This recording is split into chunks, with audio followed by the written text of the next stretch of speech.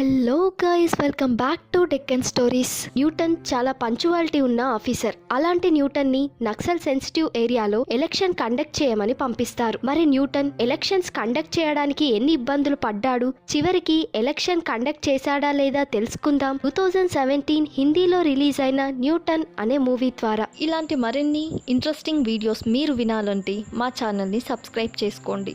No further delay, let's get into the story. Newton Prasad Chhattisgarh లోని ఒక government office లో clerk గా work చేస్తుంటాడు. న్యూటన్ ఒక పంచువాలిటీ ఉన్న ఆఫీసర్. ఇక న్యూటన్ పేరెంట్స్ తనకి పెళ్లి చేయాలని నిర్ణయించుకుని తనకంటే చాలా చిన్నదైన ఒక మైనర్ అమ్మాయిని పెళ్లి చూపులకి చూపిస్తాడు. ఆ అమ్మాయి మైనర్ అని తెలిసి న్యూటన్ తన పేరెంట్స్ పై చాలా కోపంగా ఉంటాడు. మరోవైపు ఛత్తీస్గఢ్ లో ఎలక్షన్ క్యాంపింగ్ జరుగుతూ ఉంటుంది. ఒక రోజు నక్సల్ ఒక రాజకీయ నాయకుడిని చంపేస్తారు. ఆ విషయం న్యూస్ లో కూడా వస్తుంది. ఇక అదే ప్లేస్ లో న్యూటన్ కి ఎలక్షన్ డ్యూటీ కూడా పడుతుంది. ఎలక్షన్ ఇన్ఛార్జ్ అందరికి ఇన్స్ట్రక్షన్స్ ఇస్తూ ఉంటాడు. ఫెయిర్ ఎలక్షన్ జరిపించాలని, ఒకవేళ నక్సల్ పోలింగ్ బూత్ పై అటాక్ జరిపితే వాళ్ళు ఏమడిగితే అది ఇచ్చేయండి, మనం ఆ ఎలక్షన్ ని రద్దు చేసి రీ ఎలక్షన్ కండక్ట్ చేయొచ్చని చెప్తాడు. అప్పుడే న్యూటన్ ఒక వింత క్వశ్చన్ అడగ్గా ఎలక్షన్ ఇన్ఛార్జ్ నీ పేరేంటని అడుగుతాడు. న్యూటన్ మా పేరెంట్స్ నూతన్ ప్రసాద్ అని పెడితే నేను దాన్ని న్యూటన్ గా మార్చుకున్నానని చెప్తాడు. Mean while election officers election కి సంబంధించిన వస్తువులన్నీ ఇస్తుంటారు. ఆ ఆఫీసర్స్ ఎలక్షన్ కుందార్ అనే గ్రామంలో నక్సల్ ఎక్కువగా ఉండే ప్రాంతంలో 76 మెంబర్స్ కోసం ఫస్ట్ టైం అక్కడ ఎలక్షన్ జరుగుతుందని, మీకు 2 అసిస్టెంట్స్ ఇస్తామని, అక్కడ లోకల్ గా ఒకరు మీకు హెల్ప్ చేయడానికి వస్తారని చెప్తారు. ఆ ప్లేస్ కి న్యూటన్ తో పాటు లోక్నాథ్, శంభు కూడా హెలికాప్టర్ లో వెళ్తారు. ఆ తర్వాత సెక్యూరిటీ ఫోర్స్ వాళ్ళని రిసీవ్ చేసుకొని ఇది నక్సల్ సెన్సిటివ్ ఏరియా అని, ఎక్కడ పడితే అక్కడ ల్యాండ్ మైన్స్ ఉంటాయని చెప్తారు. ఆ తర్వాత వాళ్ళని ఒక క్యాంప్ దగ్గరికి తీసుకువెళ్లి నైట్ అక్కడే స్టే చేసి మార్నింగ్ ఎలక్షన్ బూత్ కి వెళ్దామని చెప్తారు. Next day morning assistant commander ఆత్మా సింగ్ ఇక్కడి దాకా మీరు రావడమే గ్రేట్ అని, ఎలక్షన్ జరిగే ఏరియా చాలా సెన్సిటివ్ గా ఉంటుందని, మా మనిషి వెళ్లి ఓటర్స్ తో ఓటింగ్ వేయిస్తాడని, నక్సల్ సెన్సిటివ్ ఏరియాస్ లో ఇలానే ఓటింగ్ జరుగుతుందని న్యూటన్ తో చెప్తాడు. మీరే ఎలక్షన్ జరిపిస్తే మరి మేమెందుకు వచ్చామని, ఎలక్షన్ జరిగే ఏరియా ఇక్కడికి 8 కిలోమీటర్స్ దూరంలో ఉంది, నా దగ్గర ఆ చుట్టుపక్కల ఉండే 76 ఓటర్ లిస్ట్ ఉందని న్యూటన్ అంటాడు. ఆత్మా సింగ్ నక్సల్ దాడి తర్వాత అక్కడ ఎవరూ ఉండట్లేదని, వాళ్ళకి కనీసం ఎలక్షన్ అని కూడా తెలియదని, నక్సల్ ఎలక్షన్ ని బాయ్కాట్ చేస్తారని చెప్పారని, నేను రాసిస్తాను,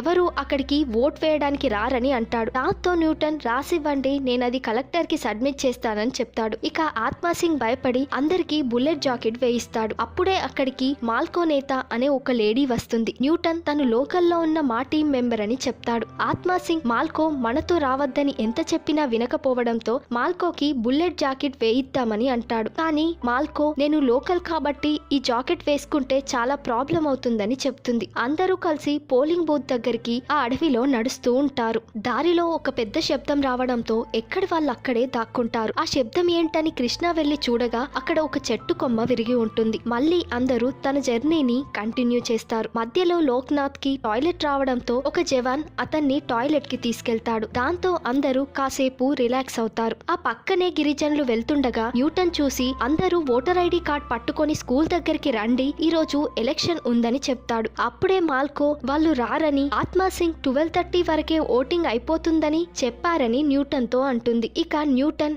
ఆ గిరిజనులందరికీ 3 o'clock వరకు ఓటింగ్ జరుగుతుందని చెప్తాడు. ఎందుకు అలా అబద్ధం ఆడావని ఆత్మా సింగ్ ని అడగ్గా ఆత్మా సింగ్ మాట మార్చి టాయిలెట్ కి వెళ్లిన మీ మనిషి ఇంకా రాలేదని అంటాడు. మళ్ళీ ఆ అడవిలో తమ నడకని స్టార్ట్ చేస్తారు. అక్కడ ఒక ఇల్లు ఖాళీ ఉండడాన్ని న్యూటన్ చూసి ఈ ఇల్లు ఎవరు కాల్చారని అడుగుతాడు. ఆత్మా సింగ్ నువ్వు ఎలక్షన్ కండక్ట్ చేయడానికి వచ్చావు కదా, రీసెర్చ్ తర్వాత చేయమని అదే స్కూల్ అని చూపిస్తాడు. న్యూటన్ ఆ స్కూల్ చూసి ఇక్కడ ఎలా ఎలక్షన్ జరుగుతుందని, ఎలక్షన్ సర్వే నువ్వే చేసావు కదా అని అడగ్గా మాల్కో ఇక్కడ ఏముందో అదే నేను రిపోర్ట్ లో సబ్మిట్ చేశానని, మాన్యువల్ ప్రకారం ప్రిసీడింగ్ ఆఫీసర్ ఎక్కడైనా ఎలక్షన్ ని కండక్ట్ చేయొచ్చని చెప్తుంది. ఆత్మా సింగ్ ఇంకా ముందుకు వెళ్లాలంటే టీ తాగి వెళ్దామని చెప్తాడు. లోక్నాథ్ నాకు ఆస్తమా, డయాబెటీస్ ఉన్నాయని, నేను టీ తాగి మళ్ళీ నడవ నడవలేనని అనడంతో ఆ స్కూల్ ని అందరూ కలిసి క్లీన్ చేసి ఒక ఆఫీస్ గా రెడీ చేస్తారు. సరిగ్గా 8 o'clock కి పోలింగ్ స్టార్ట్ అవుతుంది. కానీ అక్కడ ఓట్ వేయడానికి ఎవ్వరూ రారు. ఇక న్యూటన్, మాల్కో నువ్వు టీచర్ కదా, ఏం చెప్తావని అడగ్గా మాల్కో హిందీలో ఉన్నదాన్ని గోండు లాంగ్వేజ్ కి ట్రాన్స్లేట్ చేసి పిల్లలకి